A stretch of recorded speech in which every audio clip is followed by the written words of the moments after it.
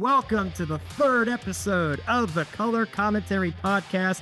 I'm Ramiro Castro Jr., and with me, as always, is Jason Jmar Martinez, and we are so excited that you've joined us here. We're past drafts, and now it's officially week one, and I already have some buyer's remorse. I told you about Joe Mixon on episode 1, but Jmar, you're the star today. Oh, what? You drafted your one and done league. Please tell our listeners how that turned out.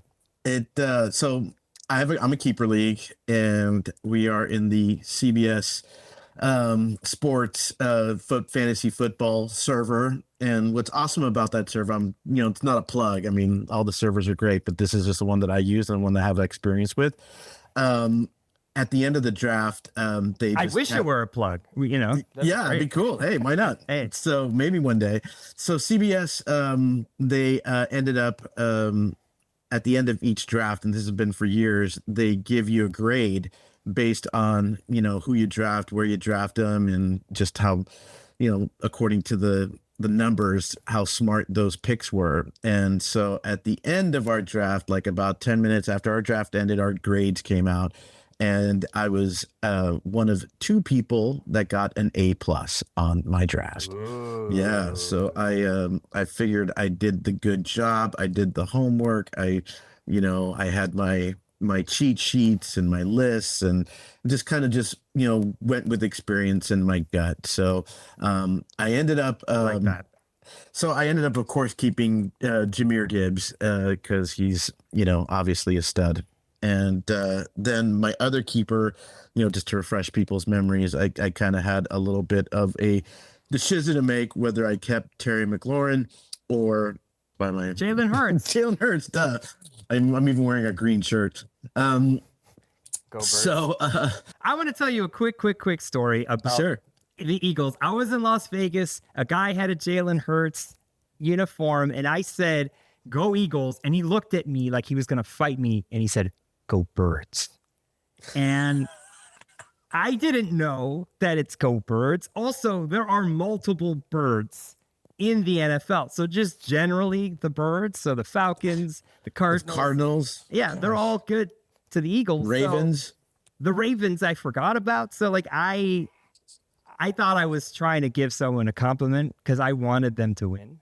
Guy sounded like most Eagles fans probably sounds like a drunk a-hole. He definitely was. So, Jmar, you kept Jalen Hurts. You kept Jahmyr Gibbs, which in one of my leagues, he went 1-1. First pick off the board. So I think you kept the two right folks on your team. Yeah, I had to keep Jalen Hurts because I figured I could get an upgraded wide receiver, and I had the 5th pick in our first round, which is technically like our third round because we have two keepers. But I looked at all the teams that were ahead of me, and I was like, all these guys are going to pick running backs. They have to. And literally these running backs were just flying off the board. And I was really happy about it because it was obvious I needed to pick a receiver with my first pick. So, it got to the guy right before me, and you and I talked about this in the last episode. I got cock blocks, dude. Like literally, it just you fantasize about having a player. Fantasy football. That's what it's about. You fantasize about having. Yeah, sure. So I just had it in my head that I was going to have Brian Thomas Jr. from Jacksonville, and the guy right before me, he was quick about it too, man. He was just like, he picked Brian Thomas Jr. and I was like, wide receiver. He needed more running back, but he went against the grain and he got himself Brian Thomas Jr., which I was upset about. To me, he sniped me, man. So I dealt with it. I moved on because it's the draft, and I've got 2 minutes to pick. So that morning period, it's fast, right? So it's like could have had him. Okay, so let me just take the next available wide receiver, and for me that was Drake London. And it was a no-brainer because there are other guys like maybe T. Higgins, A.J. Brown, and Jackson Smith and Jigba. You're right. You're basically like your first round is your third round, looking at all the people off the board. Sure. Jonathan Taylor, Devontae Adams, Devontae Smith, Puka Nacua, Justin Jefferson, Nico Collins, Lai McConkey. So like the first pick Well, I don't know if I think it is. Did Rehab need, did they have the first pick? I guess they did.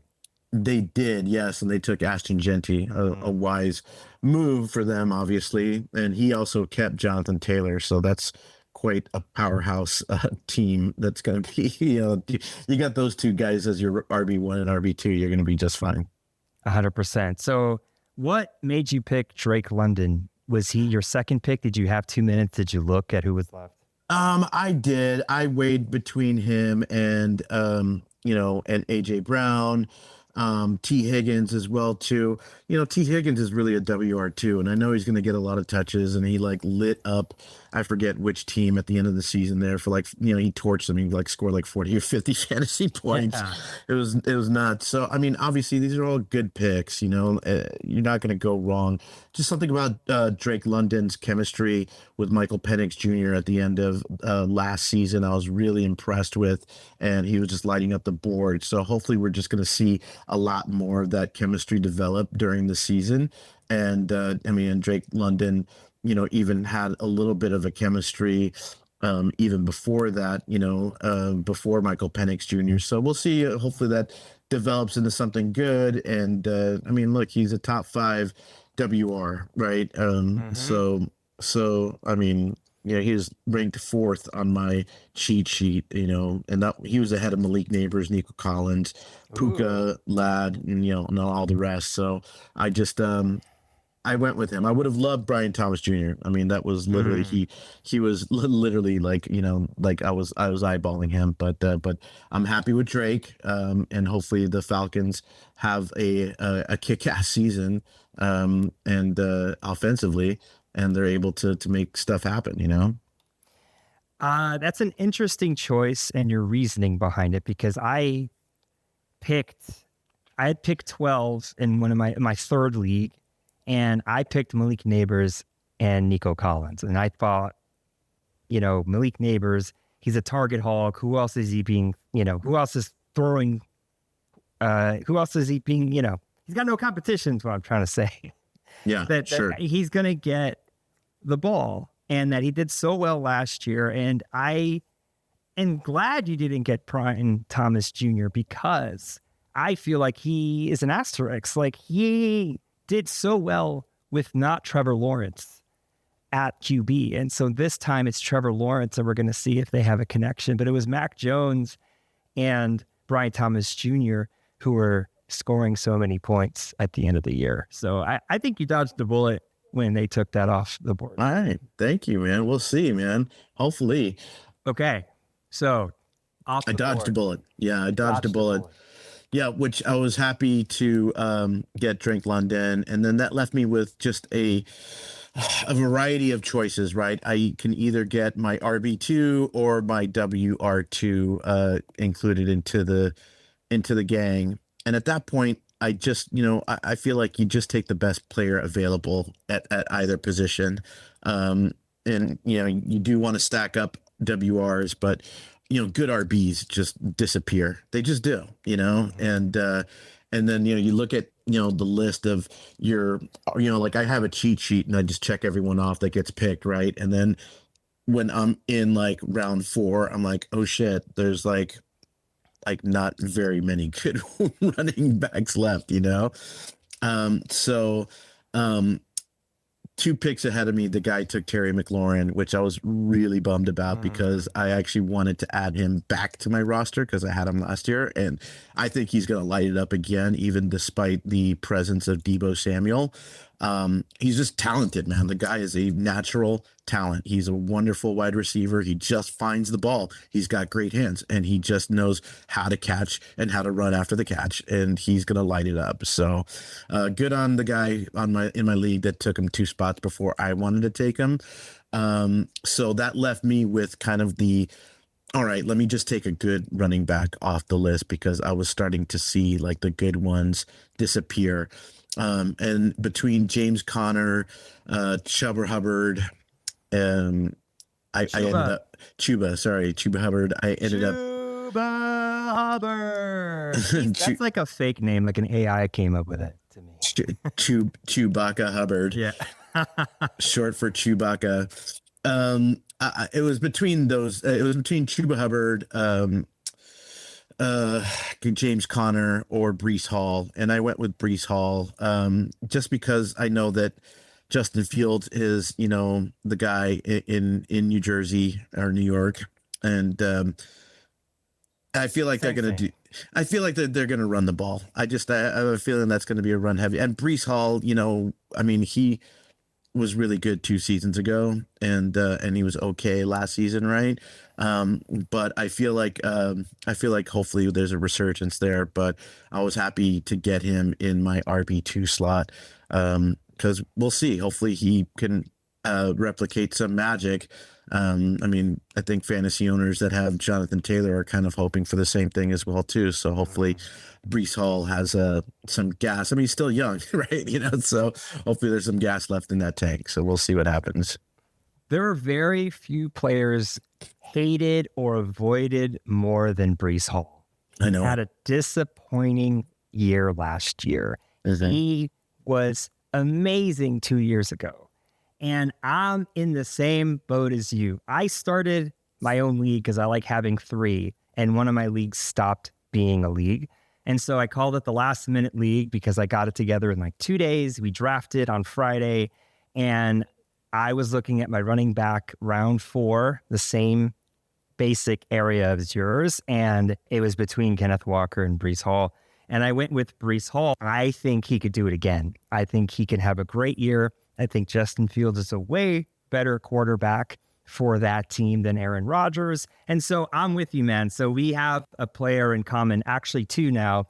Both Jalen Hurts and Brees Hall are in my team. So giddy up. Giddy up, man.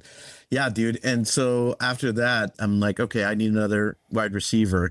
And, I could have gotten Garrett Wilson, and I could have had like a Jets, a New York Jets medley and smorgasbord on my fantasy team. And I just did not want that. I didn't want to put all my chips in on the New York Jets.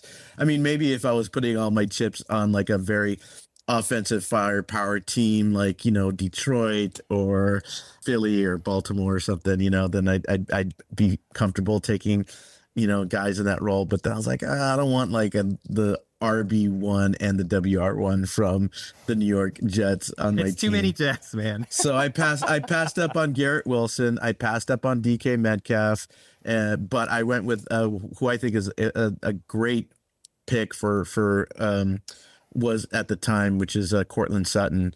And Cortland Sutton has a great chemistry with Bo Nix. His game log from last year, like he really lit it up towards the end of the season. And I know he's got to compete with like Marvin Mims and now Evan Engram, for targets, but still it's Cortland Sutton has been a solid wide receiver in fantasy for like the last 2 years, for the Broncos. And I see that chemistry developing with Bo Nix, and the team is just going to get better in general, right? I think the Denver Broncos are threatening to make the playoffs this year again, and we see how far they go. So I'm happy with my WR2 slot filled with Cortland Sutton. I wish I had Cortland Sutton on one of my teams. I had him last year. I picked him really late, actually off waivers, and he killed it. He saved my team, got me into the championship, and I ended up winning because of him. And I started Marvin Mims. So that was amazing. So Mims featuring Mims, dude, like I loved that rapper when he came out. I was so excited to put Mims on my team. Mims is widely available, I think, on waiver wire, but like I wish I had Cortland Sutton. I think Bo Nix will step up this year. I think if none of the quarterbacks that I wanted, that elite quarterback tier, if they weren't available round 3, I was going to look at Bo Nix as my potential QB for the year. Dude, I mean, you can't be mad at that pick. I mean, the guy's going to throw, and I have a feeling that he's going to have multiple over 300 games this year. So 100%. I think there is an important distinction here between, you didn't want to put Garrett Wilson in that slot, and it was safe in terms of like not betting it all on the Jets. For instance, week 1, they're up against the Steelers. They could be blanked out. They could have a bad game. And it's good defense. Yeah, you're 0-1. to start. Yeah. Yeah, exactly. Yeah. And as silly as it sounds, right? Like you could lose the first 4 games of the year in fantasy football. And, it's so funny how fantasy owners have a tendency to panic when something like that happens, but realistically, it's fantasy football. You can win the next 15 games in a row, fantasy, baby. So, I started 0-2 and I was co-managing with my wife, Jessica. And I said, trust the fungus. Don't be worried. We're just figuring out who's good. Drafted a bunch of running backs. I don't know who's good on my team. Like that's when David Montgomery basically was playing like an RB1 and I slotted him in week 3 and we didn't lose after that. It was just, we won like 10 in a row. So we were 10-2, but you can have a bad start 100%. You can even go 0-4. I'd rather not. I'd rather go 1-3. Yeah. that's a deep one, but you can because anything can happen. But mentally, just like I think like real football, right? Like mentally, you want to win that first game. Everybody does. It's like it's a good way to start the year. It's like, yes, I started the year off with a victory, and this is my first victory of many that's going to take me all the way to the Super Bowl. It's just mentally, it's just a good thing to win week 1, but it's not everything if you lose, right? It's like it's just you're fine, and you'll recalibrate. And I mean, there's still, I've seen very strange things happen in fantasy football where people who barely make the playoffs like squeak in, end up winning the Super Bowl, so it's just, you can never tell. I was 9-6 in my other league.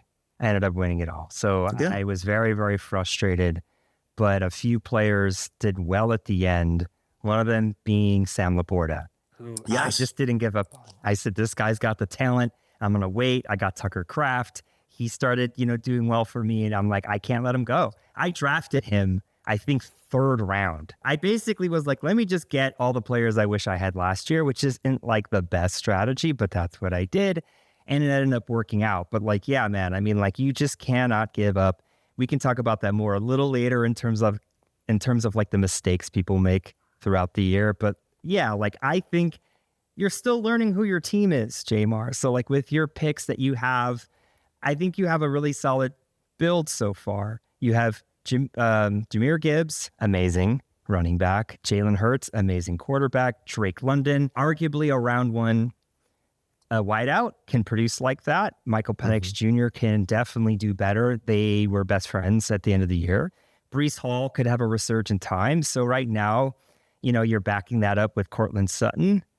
And your next round comes. Like, what were you thinking? Were you thinking tight end, running back, wideout, or are you just seeing how it felt to you? At this point, I've got 2 good running backs, 2 good wide receivers, and I'm set at QB.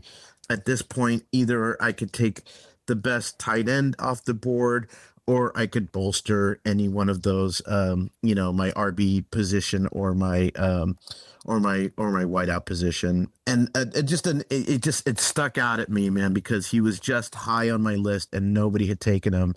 It was David Montgomery, who you just earlier mentioned. And I'm like, wow, that would be interesting to have a handcuff situation this early in in the draft. But it made sense to me because I can always slot in David Montgomery and Jahmyr Gibbs as my 1-2 at Sonic and Knuckles. But I went with it, and I really tried not to get swept into the romanticism of their cool nicknames. But I said to myself, well, if anything weird happens to Jahmyr Gibbs, then I've got his backup, who's not really his backup. He's just like an excellent RB2, right? He's just an amazing option on that offense. And I know they got rid of their they didn't get rid, but their offensive coordinator went to the Bears. But still, I mean, I think the template's there, and they're going to build off what they've been always doing. And that offense, if it slows down, shouldn't slow down too much. So he was high on the list and he was still available. So I went with him. I said, you know what, rather than draft a backup like Aaron Jones or Austin Eckler or, or even Tyrone Tracy, which is a pretty decent pick. Maybe I should have picked him, but I went with David Montgomery instead, and I was happy with that pick. But Tyrone Tracy belongs to a running back group called the Forgettables to me. Like, there's Tyrone Tracy, huh? Like, oh yeah, he's now in charge of that backfield. Tony Pollard gets forgotten about a lot. Sure. Yeah, Pollard was gone by the time Montgomery was available, and I said, you know what, let me just do it. Like once again, and the thing is, right before I picked David Montgomery, Teteroa McMillan was off the board. The guy in front of me took him, and once again feeling that that like, oh man, I really wanted that guy in my team. So that kind of also just maybe was like, all right, let me just take the best running back off the board because my Teteroa McMillan dreams were smashed. 100%. You have the rare team that has both. If you had that squad last year, you destroy. I mean, we just don't know what's going to happen between those two running backs. Is it a 1A, 1B? Will they give the ball to Jahmyr Gibbs? But I think for your team, that insurance pick is definitely worth it. It's not crazy to go the 6th round. I think that he was definitely discounted. If you were willing to bet on it, you probably could have got him the next round. Mm-hmm. But I think that it was too tasty a treat for you, right, to secure Jahmyr Gibbs. And I think what I did was I ended up waiting because in that next round, I wanted a good wide receiver. And you actually, perked my ears on this guy because you ended up picking him in your draft as well too. And I was like, you know what, Jerry Jeudy's the WR1. He's got Joe Flacco throwing to him. He's gonna perform. He's gonna produce. And I don't know, man. I just I think he's one of those players. Ever since he got traded to the Browns from the Broncos, I feel like he's on an upswing, and I feel like he's. He kind of caught a lot of flack early in his career because he's a very, cockshire young man. He's got a very lot of confidence, and he's very vocal guy. So I think that puts it like a weird taste in people's mouth. But, when you look at the numbers, I feel like he's steadily been trending upwards every year. And hopefully that, that means that he's just more mature and he's just got his, kind of his head in the game. So Jerry Jeudy was still available, and I was like, oh man, I got to take him. And right there, that just, really just completed the team without a tight end yet, but I just was like, I love the fact that I've got Drake London, Cortland Sutton, and Jerry Jeudy as my starting wide receivers. And I've got Sonic and Knuckles with a Breece Hall, insurance, kind of, running the thing. And my quarterback is Jalen Hurts. So I'm at this point, look, I didn't know I was going to get an A+ on the draft, but I was feeling pretty good. You're feeling A+. I was feeling pretty good that I was making the right choices for sure. Jmar, I looked at your draft and I was like, I think I influenced him a little bit. And I think the Jeudy pick was there. Absolutely. I believe in Jerry Jeudy. So I want to talk about it a little bit later. For starts and sits, I don't think we have to talk about the stars. You're going to start your stars, but there are a few players in that flex spot. Cortland Sutton won't be there, but who will be there? Jerry Jeudy. Yeah. And why aren't people loving on this guy? He had a connection last year with his previous quarterback, Jameis Winston. And, you have Joe Flacco. I think he caught a lot of flack last year, but Flacco. Will he be good? I think he will be excellent. I definitely picked him up. I feel for you, man. I like how your draft is going. I think you're right to push tight end a little later. It didn't seem like this league was super on it yet. This far in, there were still plenty of tight ends on the board. There were, and what sucked is that, I knew right away with all that, I was like, okay, I definitely need a tight end. And then this was the year, man, that, the person ahead of me took the player who I wanted. It's like they were reading my friggin' mind. I don't think I was doing anything, to reveal my cards, but I think it was just in the air, and people just kind of have, that sort of synergy was in the air. But the fella in front of me took Tyler Warren, and that's who I wanted for my tight end. But hey, shit happens, and it is what it is. And I ended up taking Mark Andrews instead, who I knew I just needed to take the highest rated tight end off the board, because obviously Brock Bowers, Trey McBride, Kittle, Laporta, Kelsey, Hawkinson, Warren, and Joku were all gone by that point. And I was like, all right, screw that. I need the best guy. So, I mean, I could have taken Jonnu Smith or TJ Hawkinson or Tucker Kraft, but I was like, no, let's go with somebody tried and true. And I know that he had that very disappointing drop in the playoffs against Buffalo, but shite happens. Oh no, that wasn't was that in the that was in the playoffs, right? It was the playoffs. Yeah, it was the coldest day ever in Buffalo, and it just didn't work out. I mean, he's got a great offense. Obviously, Lamar Jackson helming that offense, and they've have chemistry that they've proven in the past. So I'm happy that I got Mark Andrews. I feel like he's a solid pick for as late as I got him. It seems like a good fit for the team. Dude, again, I think you dodged a bullet. Tyler Warren is an unknown. Yes, he's exciting. Yes, he should get the ball a lot, but the consolation prize being Mark Andrews, dude, again, A+ right here, dude. Like, you're just hitting every moment. Like, I had him really high up in my drafts, and he was gone. I don't know if it's the way that CBS ranks, but I'm surprised he was still here. He is definitely a safe pick. He is definitely going to produce. He's going to catch touchdowns. Him and Lamar are boys. Like, I think he wants to make up for last year. Like, who wouldn't want to? He doesn't usually drop touchdowns. I saw that happen, and it broke my heart a little bit. That might be why people were punishing him. But he's, definitely going to be more productive than a Travis Kelce, for instance. I think he's got way more upside. So, like, Jmar, all these things are happening, and I think it's pushing you to the top, man. I really do, because a Tyler Warren is a risk. Yeah. The thing about Tyler Warren is that he looked really good in preseason, and he obviously had a very excellent college career. And then you look, I think people are expecting the Brock Bowers effect to happen with Tyler Warren, especially because he's got Daniel Jones checking him the ball. So I feel like, look, like check down throwers like Daniel Jones. I mean, Daniel Jones isn't necessarily heaving the ball like 50, 60 yards, for his WRs. So I feel like Tyler Warren's going to get a lot of action. Is he going to get Brock Bowers type of action? We'll see.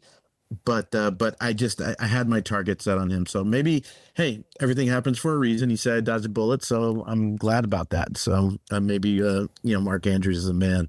But just to kind of skip into the future here, with my very, very last pick, I could have taken so many different players, but I did something interesting too. I was just like, well, I just when you feel it, you feel it.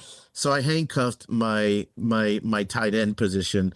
I picked Isaiah Likely with my last pick because he's kind of like the TE2 on that team, and he also is a producer. He can catch balls. He got a little injured, so they have to see. They didn't put him on PUP, but I kind of have the flexibility of starting either or of those guys depending on matchup and depending to see who does well in the first 4 weeks of the season or the first 6 weeks. Let's say Mark Andrews doesn't produce and he's a disappointment and they just start, relying on Likely. I'll just put Isaiah Likely in there. So I know it's like the weirdest thing to hang off a tight end that way, but I did it.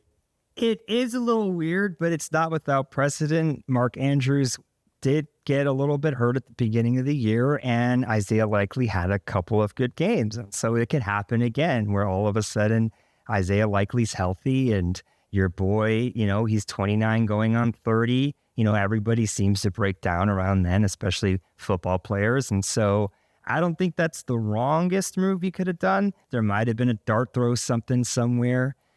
I mean, it's the last round too. At that point, you just, you see what's on the board, and they're all gambles, is what they are. You're like, oh my gosh, do I pick up Tyler Algier? Do I pick up Kareem Hunt? Do I pick up, just some, Pat Freiermuth? Like who do I pick up that could potentially have an awesome year? And there's no wrong answer by the time you get to the last pick. I mean, most people even save the kickers and their defenses for the last picks as well too. So, yeah, that's my strategy. I save it till the end, but a dart throw at the end, especially where there's been history where Isaiah likely looked like he was going to be the tight end one last year. I don't think it's the wrong thing to do. I think it's an interesting move. But yeah, Matt, I mean, like, again, your team is looking fairly stacked. And so your next pick, what were you thinking? So an interesting thing started happening in my round 9 of the draft there, which is that defenses started flying off the board. Like people started taking the Eagles, the Ravens, the Broncos, the Packers. And I was like, all right, look, if those guys are gone, I don't want to pick another, like this. I don't want to pick a defense now. Scrub defense, because because there was still great talent on the board.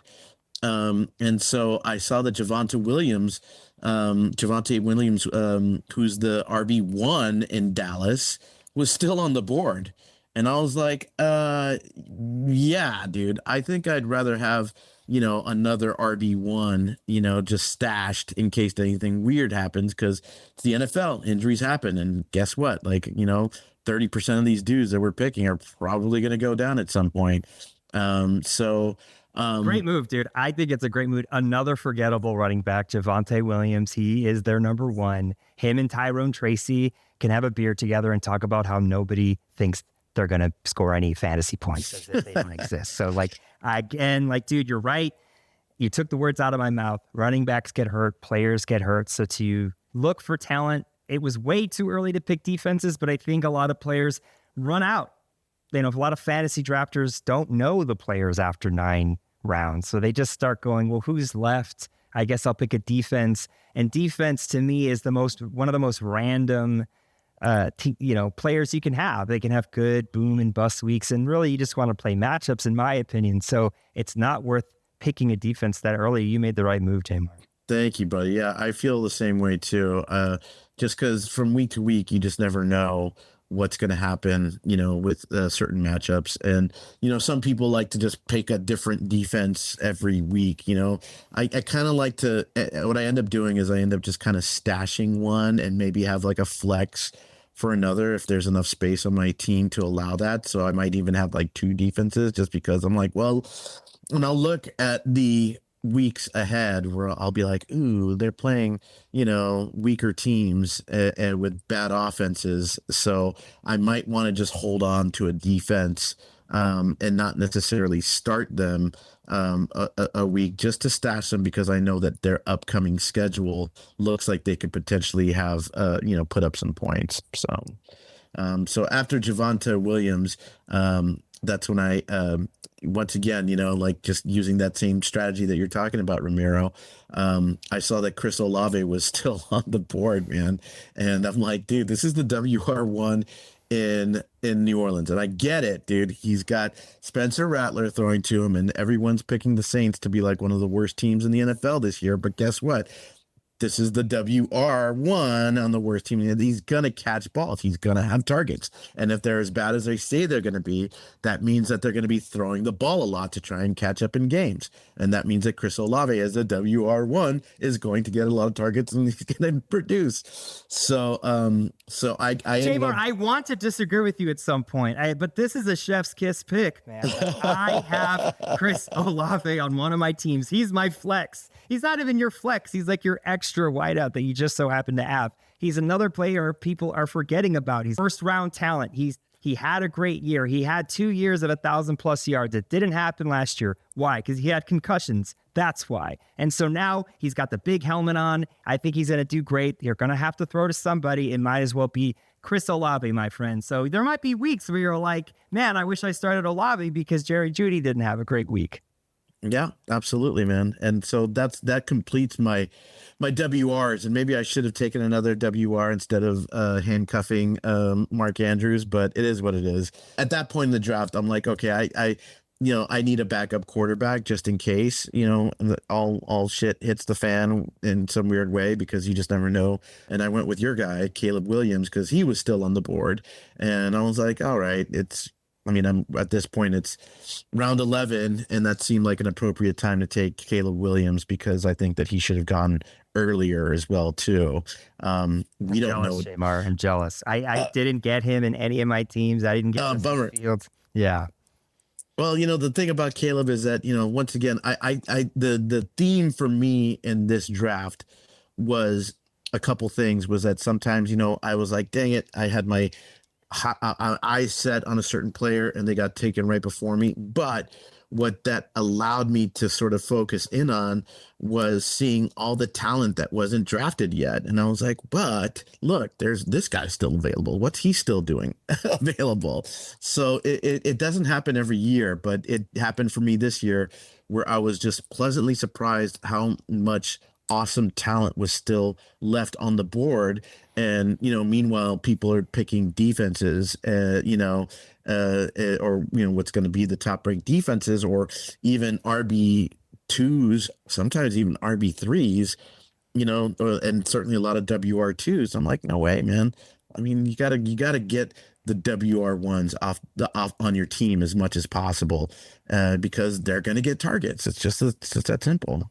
Yeah, they're rare commodities. You always want to look for the WR1.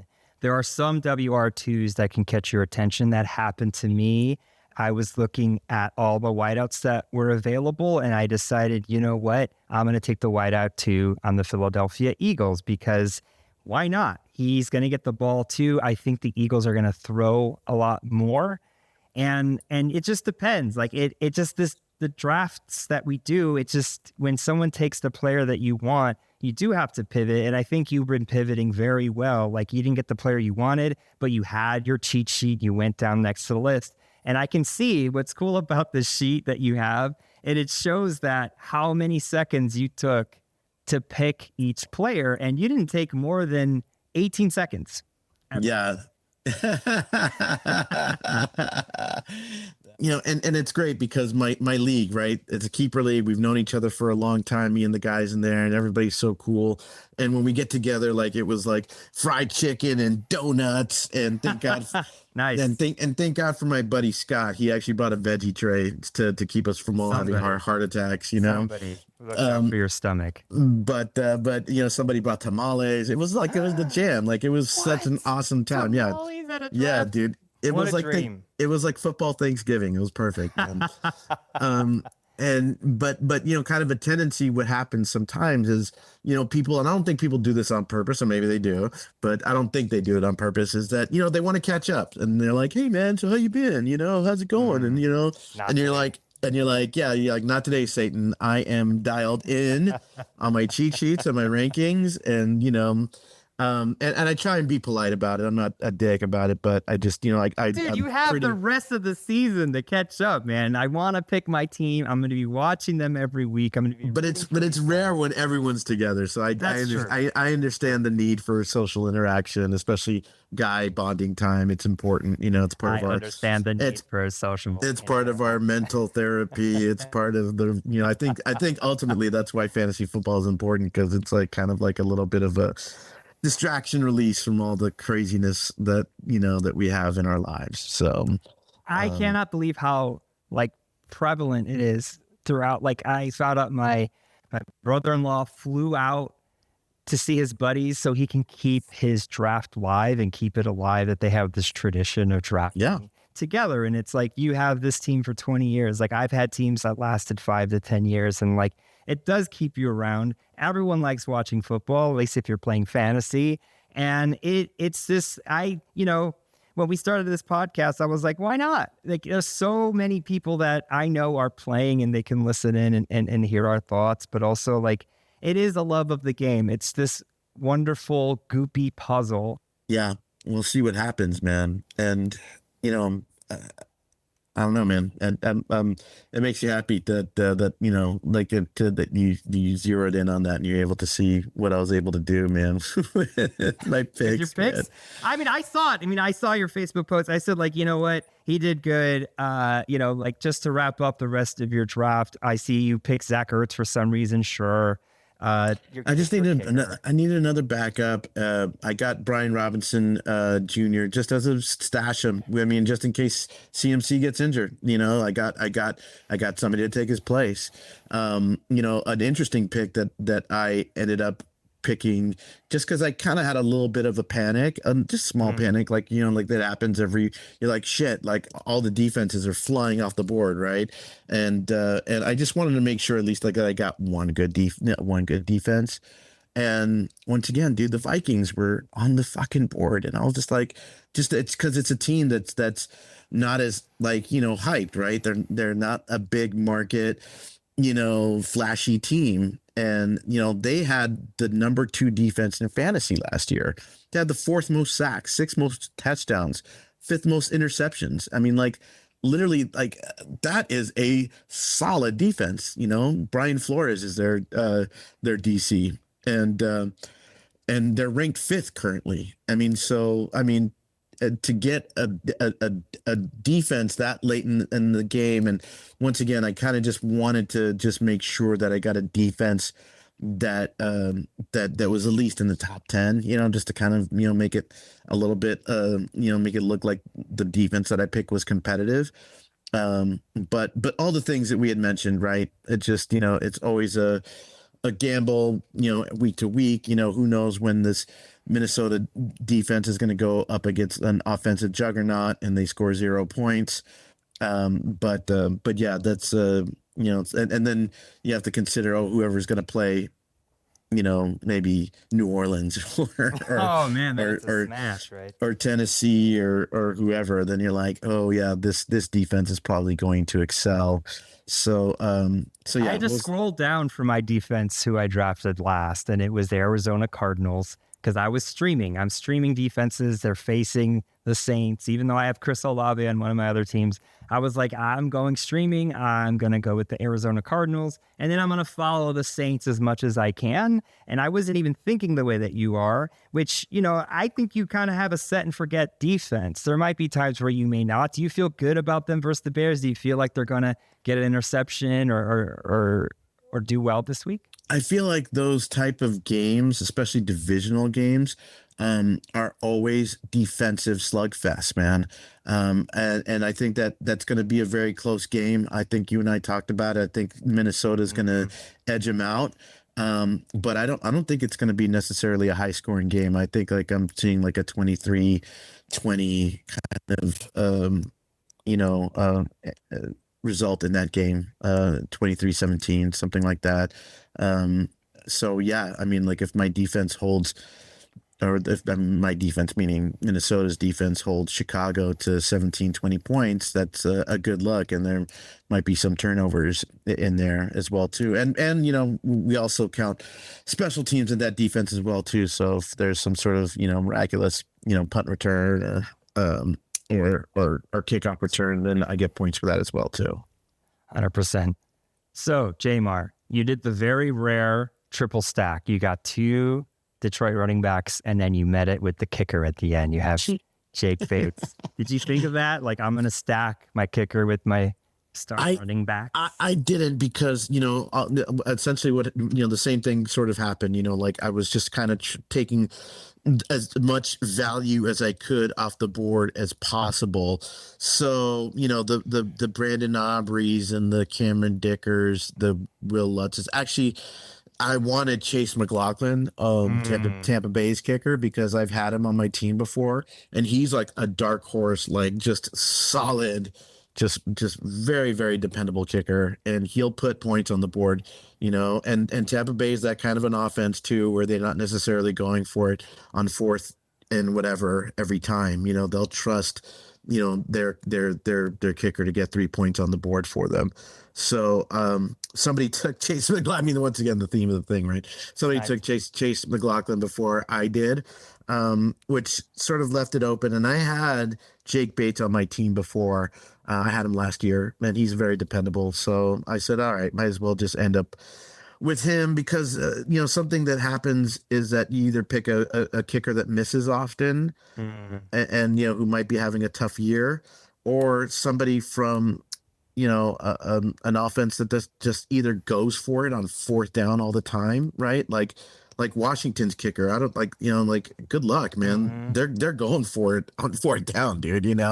I feel the same way about like maybe even Jake Elliott, and even though a lot of he's a very popular pick, I feel like the Eagles are a team that goes for it on fourth down quite a bit. So that's just a metric to look at. If you're picking a kicker on a high powered offense that's just going to go for it on fourth down, then your guy's just not going to get that many opportunities.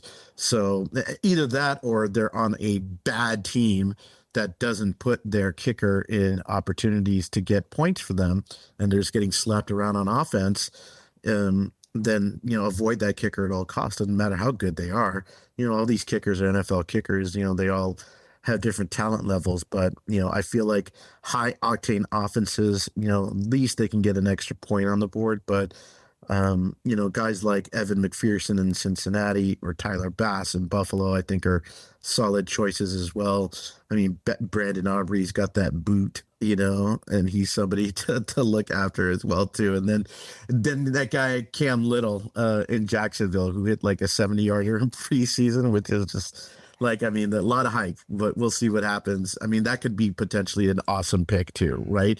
Because Jacksonville might be that kind of team that doesn't necessarily score TDs all the time, but they'll put you in the zone where you can kick a long field goal. So that's an interesting pick. I'm kind of, if I were to maybe switch out kickers in the waiver wire, I would have my eye on Cam Little or maybe even like a Daniel Carlson. But I'm happy with Jake Bates. So yeah, I got a triple cheeseburger, triple Detroit Lions cheeseburger with that pick. I mean, it's funny that you say that, who goes for it on fourth down, because doesn't Detroit have a history of going for it on fourth down with Dan Campbell just solo?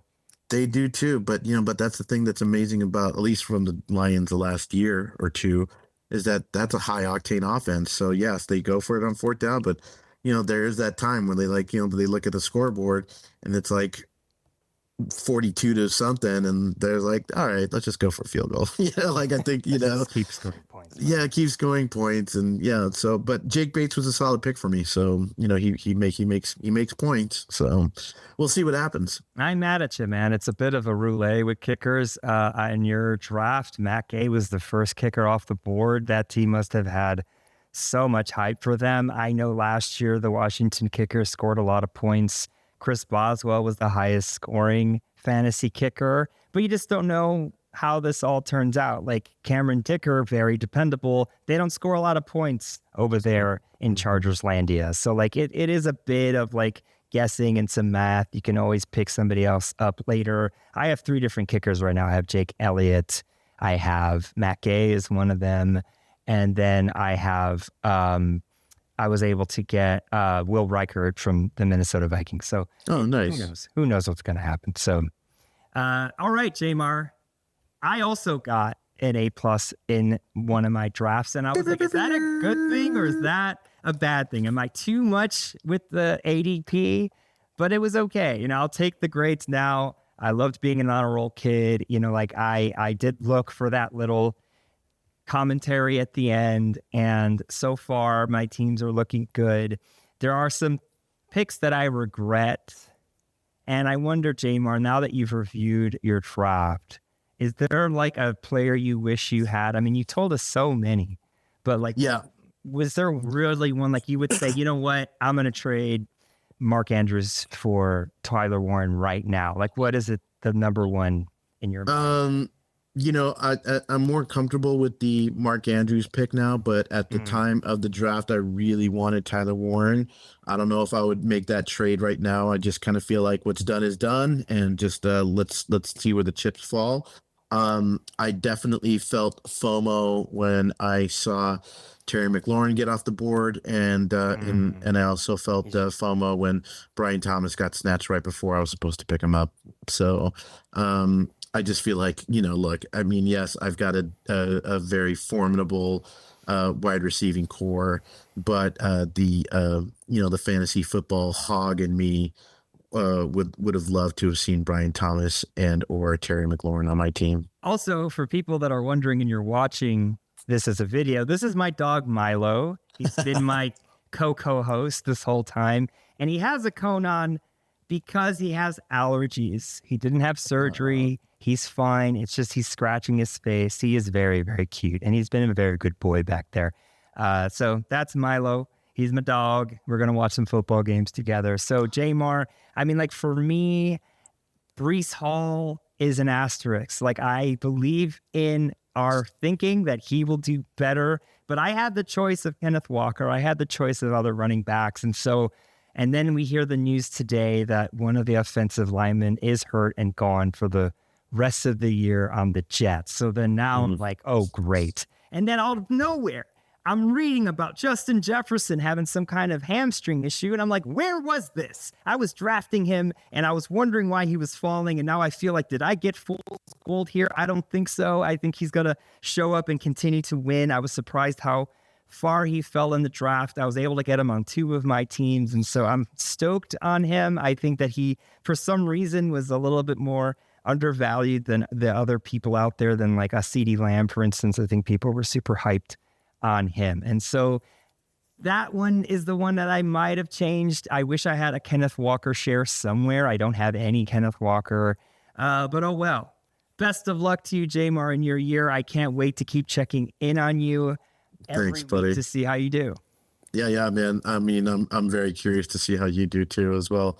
I mean, it's let the season start, man. It starts tomorrow. We are in week 1, so we're recording this on Wednesday. If we're lucky, it'll be out tomorrow. So let me say, so it starts today.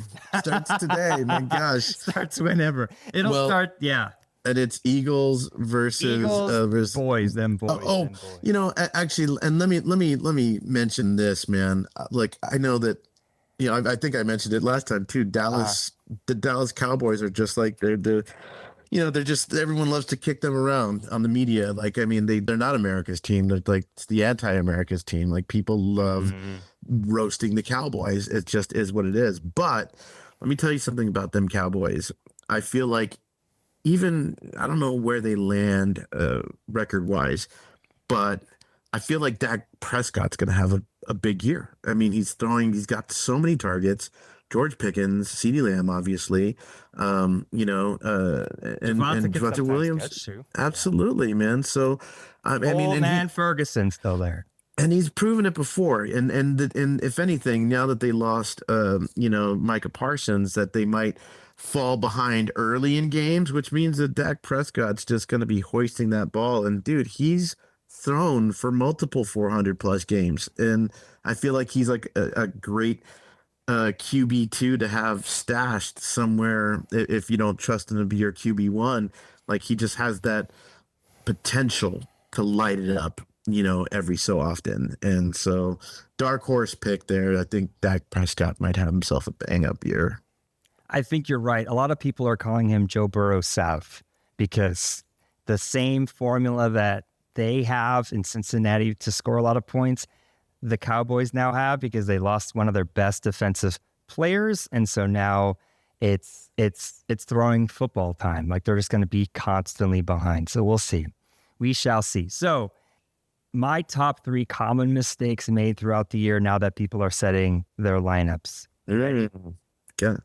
I think one of the biggest issues people have is they have 2 quarterbacks and they basically need to flip a coin. They drafted 2 middle quarterbacks like CJ Stroud and a Dak Prescott, though now Dak may obviously be the one. And so they're just like, I don't know. It could be like a Justin Herbert and a Dak Prescott, and I don't want to make that choice. And so you kind of made the mistake already in the draft by not definitely being like, this is my guy, and then this is the backup. You basically drafted 2 middle quarterbacks, and now you're going to be playing this game. So what you would have to do is definitely just pick one, your ride or die, and then just see how that goes. If you believe in one versus the other, or if you're going to pick a system, but you're going to be spending a lot of your brain power picking between your 2 quarterbacks. Yeah, I mean, that happens for sure. And, I mean, and just because a quarterback is able to get victories for his team doesn't mean that he's going to light it up in fantasy either. So, so you could be like, oh man, and Justin Fields' name is the one that pops in my head. Like, or even Aaron Rodgers for that matter. Like, you're like, oh, this guy has the potential to light it up, but will he? We'll see. But you're absolutely right. That's a common mistake, and that's why it becomes a no-brainer for me to draft somebody like Jalen Hurts, and I'm like, all right, he's my guy. Yes, he's your guy. You don't have I never have to worry about it. Now, I didn't draft a backup because at this point I knew what my game would be. If my number 1 quarterback is out, I'm going to be picking up like a Trevor Lawrence or a Russell Wilson, and I'm going to probably then be streaming quarterbacks. But like, I didn't want to waste a spot on another quarterback because they're just like you, there's just too many talented players that I would rather pick up and see how they do rather than, question at quarterback. So pick your quarterback, stick with it. Hopefully you didn't pick 2 that are very, very close. The next issue that I have is giving up on a player way too early. So you drafted someone and you're just like, I don't know, like let's say Isaiah Likely, for instance, and you picked him up. I like your logic, Jmar. And then all of a sudden you see Mark Andrews do well, and then you drop Isaiah Likely, and guess what's going to happen? That week, Isaiah Likely is going to do great because Mark Andrews got hurt or something. So it's like, you drafted them for a reason. Don't give up on them. Yeah, absolutely. Oh, yeah. The third issue that I have is making way too many adjustments to your lineup. So it's really, really similar to giving up on a player, but basically you're rotating in wideouts, you're reading way too many articles, you're going by the projections, which are almost always wrong, and you're just moving players up, and you're like, oh, if only I picked this one, or if only I did that one, and then you're having a frustrating time playing this game as opposed to knowing who you want and slotting them in. I will have to make some decisions on my flex spot, that's for sure. But I drafted Chris Olave and Jerry Jeudy for a reason. Yes, Ricky Pearsall and some other ones are interesting to me, and they may show up and do better. Let it happen throughout the year. Do not assume those players with question marks are going to do great. And it's about matchups too, right? If Pearsall is going up against a weaker secondary, then that's when you start giving players like that serious considerations. Like, well, this guy's going up against a pretty weak secondary, and they torched them last time they played one another. Like, then it's like, then you start giving serious consideration. But you can overanalyze, back and forth. At some point, you just have to just stick with your guns, do your research, do your homework, and then just be comfortable. Say your prayers, eat your vitamins. Say your prayers, eat your vitamins. Absolutely. For all the little Hulkamaniacs out there doing their thing. But you're absolutely right, man. It's at some point, you're just going to have to be comfortable with what you picked. I had a trade question for you. So someone in my league asked me this question, and I hope this means they think I'm an expert, right? Like, they're asking me questions they want to know. Travis Hunter was offered to them for a Matthew Golden. And Matthew Golden, he might be the wideout one. Travis Hunter, he's definitely the wideout two. He may play defense, he may not. I'm just curious, Jmar, if that was your scenario, would you let go of Matthew Golden, who you drafted for a Travis Hunter, who was way higher in the draft board, or would you just keep the player you drafted? I mean, a trade after the draft, right? It's nuts to me. I'm like, what? Again, like, I would just say, just trust the fungus. You got where you got. Like, the worst thing you can do is trade now and then see them do well. But it is intriguing to me because Travis Hunter is the Heisman Trophy winner, but Matthew Golden is also a round one wideout, and we don't know which round one wideout's going to do great. So it is early. I couldn't believe that someone wanted to trade this early, but is there a way you're leaning? Look, there could be several scenarios that play out realistically from the question you just asked. One is that Travis Hunter becomes a lights out WR1 and splits the targets with Brian Robinson Jr. I mean, I don't think that's going to happen, but that may happen. Like, can't rule anything out. Brian Robinson might get hurt, and Travis Hunter's your new WR1. Like, that could happen. I wouldn't make a trade after the draft because, I mean, you just kind of, I think it's also just like it's an optics thing for other owners in your league that you're like, no, I drafted who I wanted. And this is, you got to kind of be steadfast in your decision making and say, no, I if I wanted Travis Hunter, I would have drafted Travis Hunter. But I drafted Matthew Golden, so I'm going to keep him. So I think that from an optics level, at least from, a strategy perspective, if you're trying to get inside the head of your fellow owners, I think that you do not make a trade right after the draft. Give it a couple weeks, right? Let it marinate. And if it seems like, it could, and look, what happens in weeks 1, 2, and 3, and 4, it doesn't necessarily mean that's what's going to happen in weeks, 14, 15, 16, and 17. So, it's a long season. A lot can happen.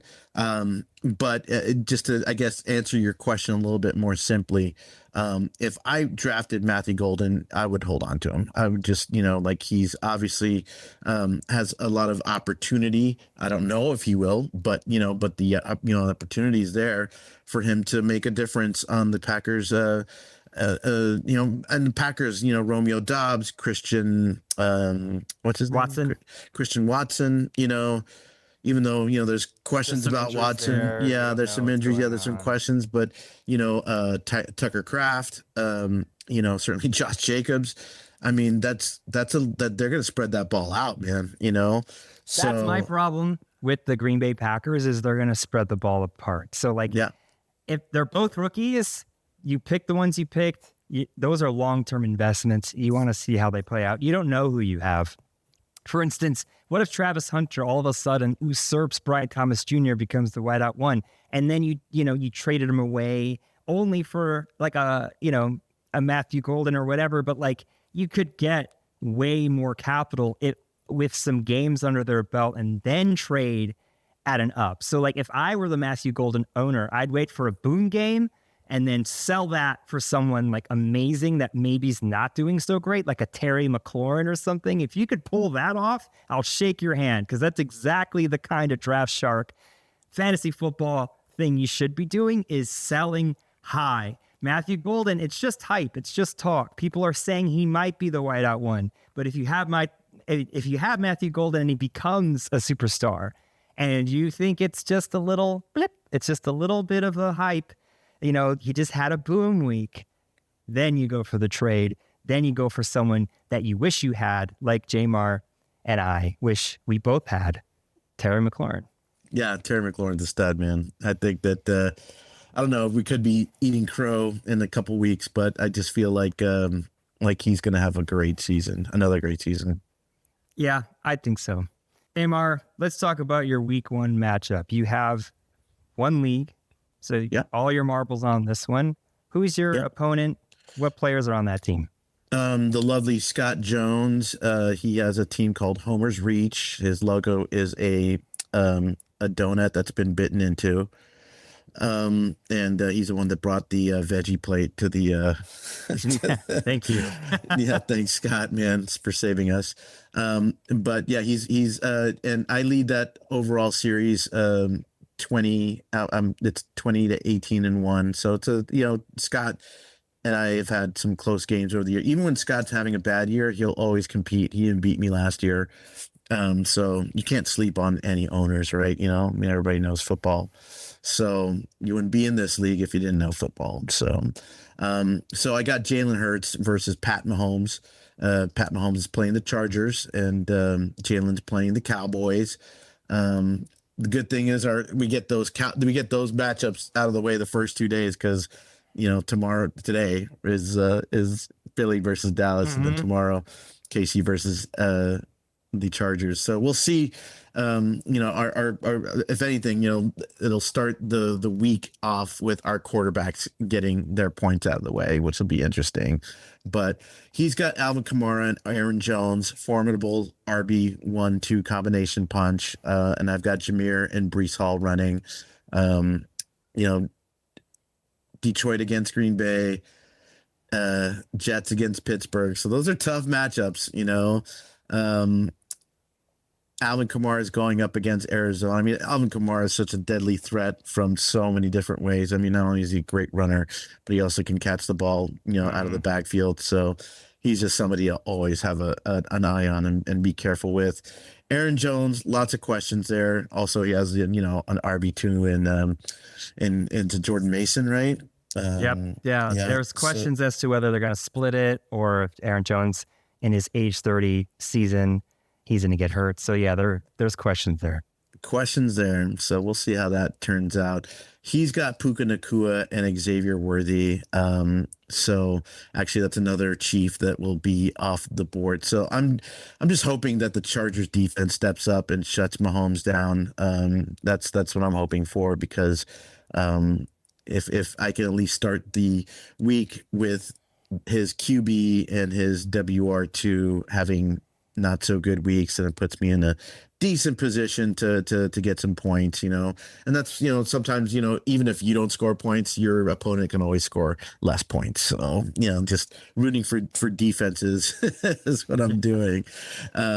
Puka against Houston, we'll see what happens, man. Puka's a stud. So I got Drake London running against Tampa Bay, and I got Jerry Jeudy running against Cincinnati. Come on, Jerry Jeudy. Let's do it. We're both banking on him. We're both banking on him. I was just looking really quick into the history of their scores. So the last 3 times they faced each other, this is all last year, it was 19-17 Chiefs, 17-10 Chiefs, 13-12 Chiefs, and then in 2023 it was 31-17 Chiefs, and that's before the Harbaugh era started. So these have been very low-scoring games. I think, Jmar, you're going to be good to go. I don't think Patrick Mahomes will have a good game for fantasy. Yeah, I'm crossing my fingers that that's the case for sure. And they're also playing in Brazil, which is also adds to the kind of the weirdness of it, So hopefully those guys, party like it's Carnival the day before, and everybody plays like they've had too many caipirinhas, What is that? Is that a drink? That's their drink, right? The caipirinhas, I think they're called. Don't quote me on it. This up later. Okay. Don't quote me on it. I think that you have the edge. What does the projection say? Do you have the edge? I'm Ed. Yeah, my edge is slight. I'm 10-point favorite. So that's more than a slight edge to me. That's a good chunk of points there. Yeah, it's a pretty good chunk points. Yeah, I'm projected to score 127. He's projected to score 117. A big gap is QB. I've got a 7-point differential in my advantage, and I've got a 5-point differential advantage in tight end.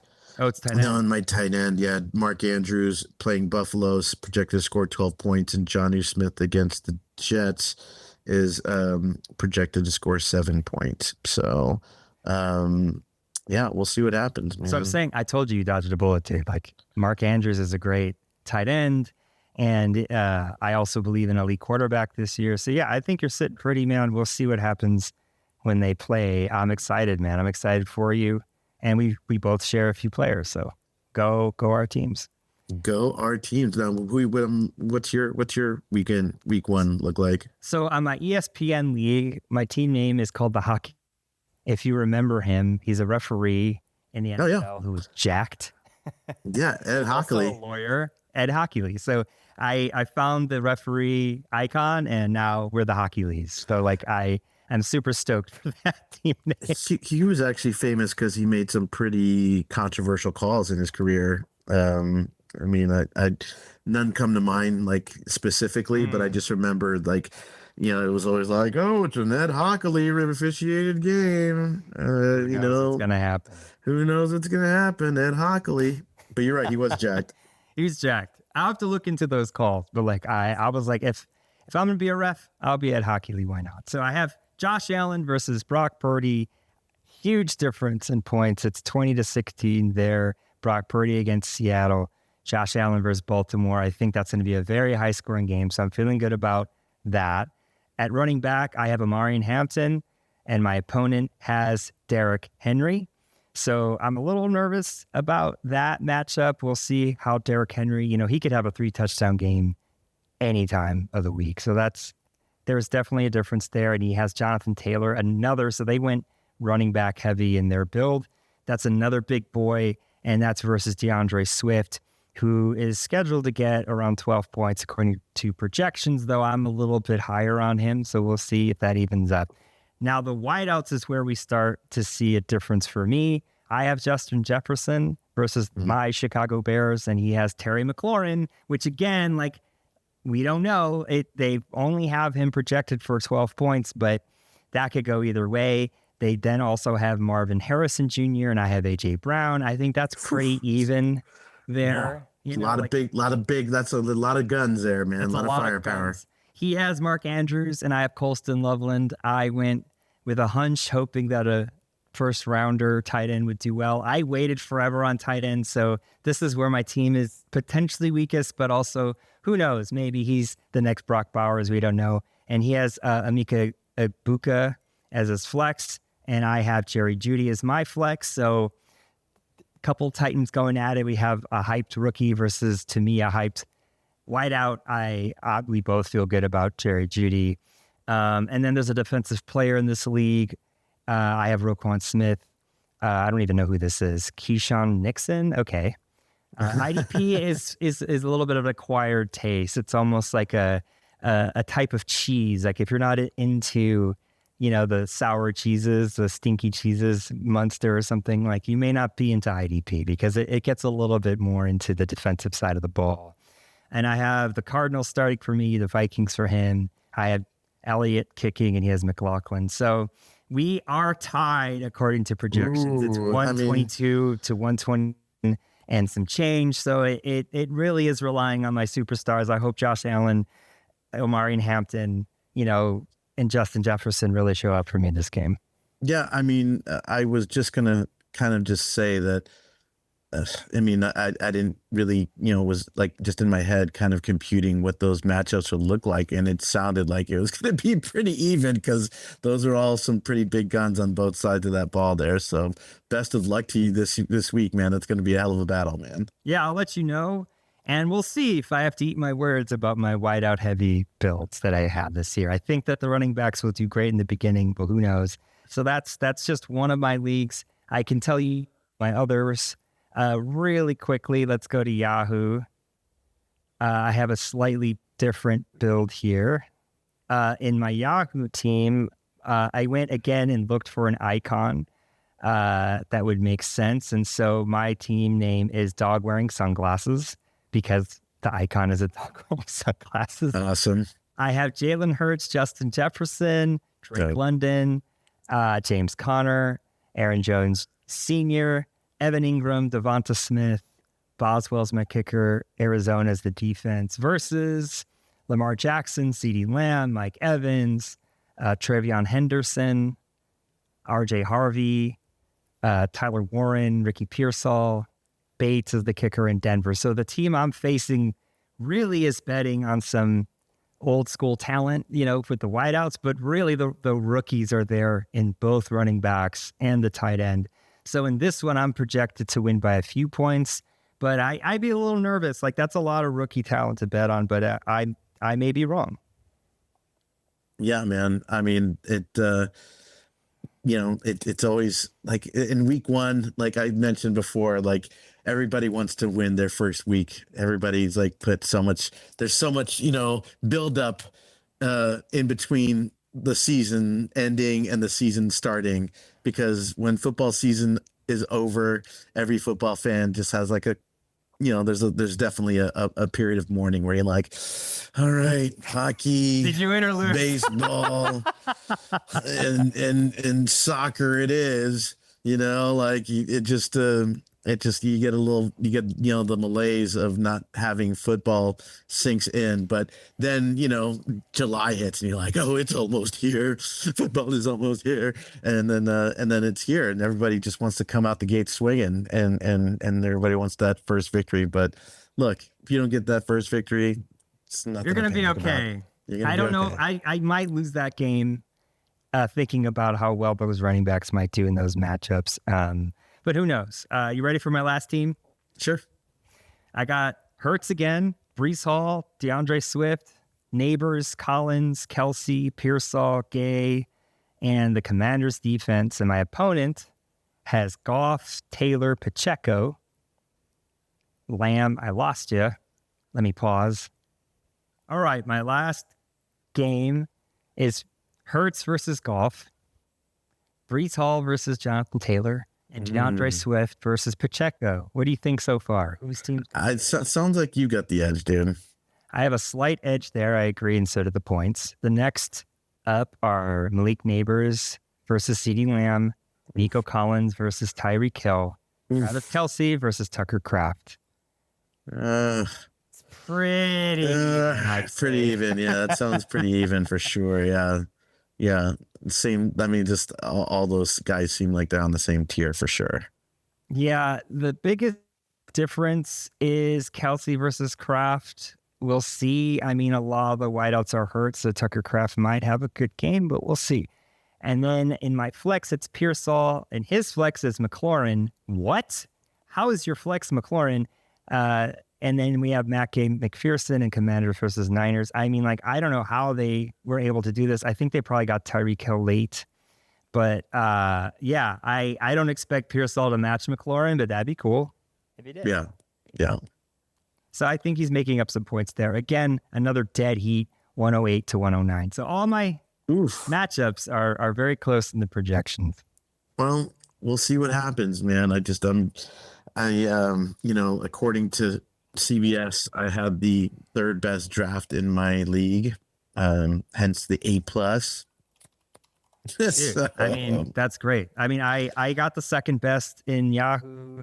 I got an A in ESPN, and Sleeper didn't grade me. I think maybe it did. I forget.